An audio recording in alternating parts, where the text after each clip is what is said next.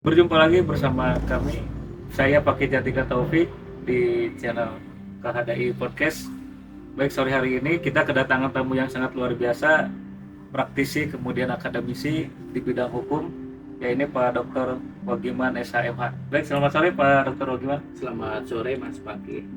Sehat Pak Dokter? Alhamdulillah. Alhamdulillah, kelihatannya ceria sekali wajahnya Pak Dokter ini. Baik Pak Dokter, sore hari ini kita mungkin akan membedah terkait tentang buku yang Pak Dokter buat ya, tentang judulnya Pengantar Studi Logika. Yang pertama mungkin Pak Dokter ingin bertanya terkait tentang bukunya ini. Menurut Pak Dokter ini apa arti penting buku bagi seorang pengacara atau advokat? Terima kasih Mas Paki.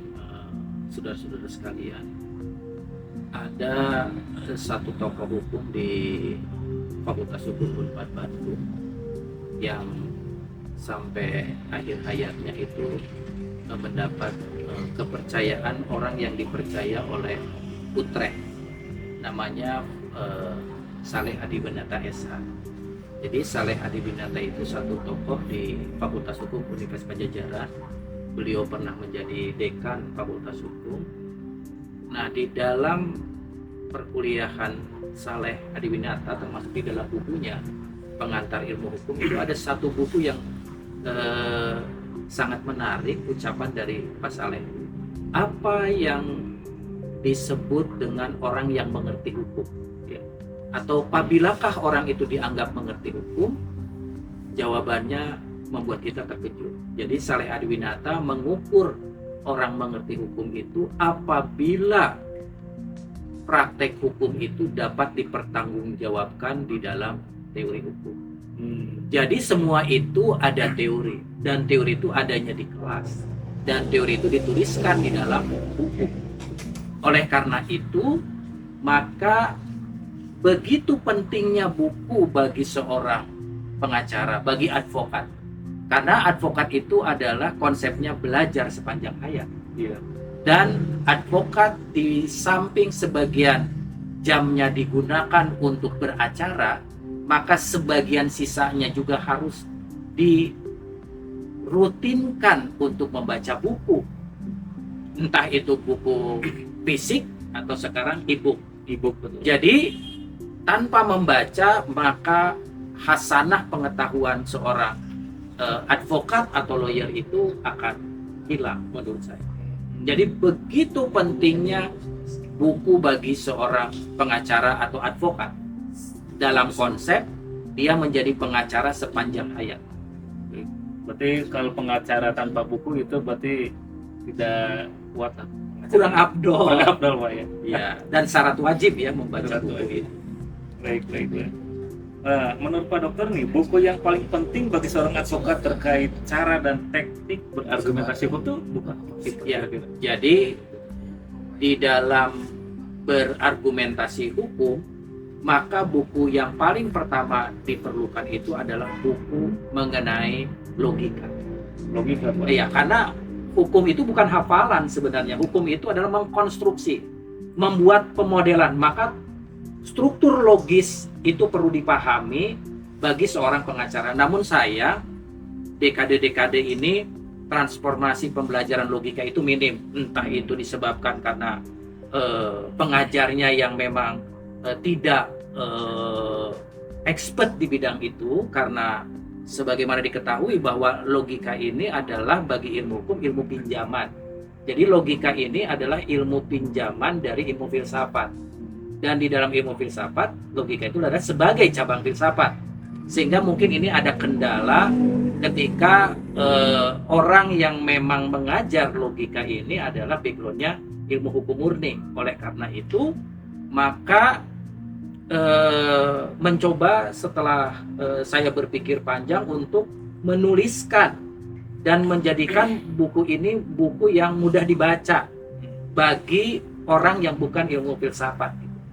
Gitu. Jadi setelah memahami argumentasi hukum itu, maka kita tadi yakini bahwa argumentasi hukum itu dibangun oleh logika. Apa sih logika itu? Logika itu adalah ilmu tentang berpikir. Tapi berpikir yang harus logis. Kenapa? Karena ilmu hukum itu adalah ilmu yang sifatnya saintifik. Jadi dia harus bisa diuji Oleh karena itu maka hukum itu harus perspektifnya logis. Jadi memang begitu sangat penting. Kemudian rekomendasi juga dari Pak Dr. Rogiman, khususnya anak hukum juga nih yang mau belajar hukum wajib membaca buku Pak ya. Iya. Khususnya yang hukum logika. Baik, pertanyaan selanjutnya Pak Dokter, rekomendasi buku yang dianjurkan tuh mengenai teknik berargumentasi, kira-kira buku apa Pak? Jadi gini, ada dua tahapan mempelajari argumentasi hukum. Ya Pak. Pertama yang dipelajari adalah logika. Di dalam logika dipelajari tahapan-tahapan dari berpikir. Dia merupakan bagian dari ilmu filsafat. Nah, logika itu setidaknya membicarakan 3 hal penting. Yang pertama yang dibicarakan, sebagaimana dituangkan dalam buku ini, adalah mempelajari konsep. Nah, konsep itu nanti di dalam hukum diturunkan menjadi definisi. Adanya biasanya di pasal 1 di dalam perundang-undangan. Setelah konsep-konsep itu digabung, maka akan melahirkan apa yang disebut dengan proposisi atau pernyataan. Jadi bagian kedua dari buku ini setelah mempelajari konsep, maka si pembaca akan memahami apa itu proposisi atau pernyataan. Nah, yang terakhir ketika pernyataan-pernyataan itu digabung, maka akan melahirkan apa yang kita sebut sekarang dengan konklusi. Jadi hakim itu menyimpulkan. Nah, cara mengkonklusi itu dilakukan sesuai dengan hukum Eropa kontinental, yaitu dengan pola silogisme.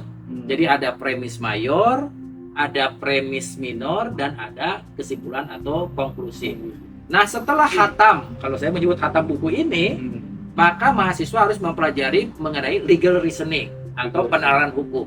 Nah, penalaran hukum itu memang sebaiknya ditulis oleh para praktisi hukum, bukan lagi orang-orang filsafat.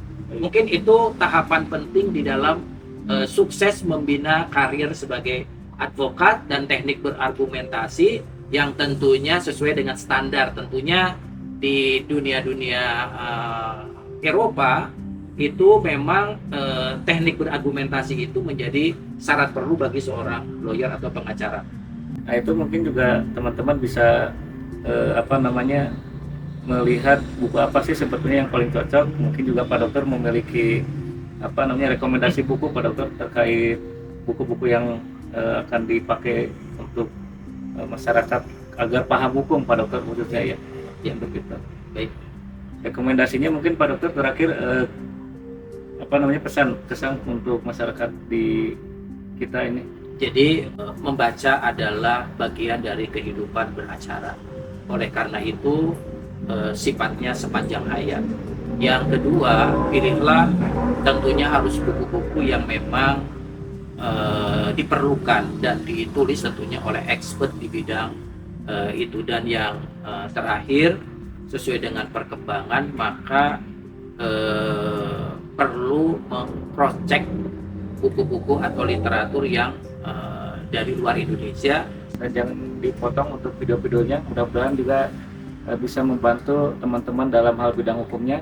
Kita tutup mungkin KHDI podcast ini Pak Dokter. Ya, selamat sore dan sampai jumpa kembali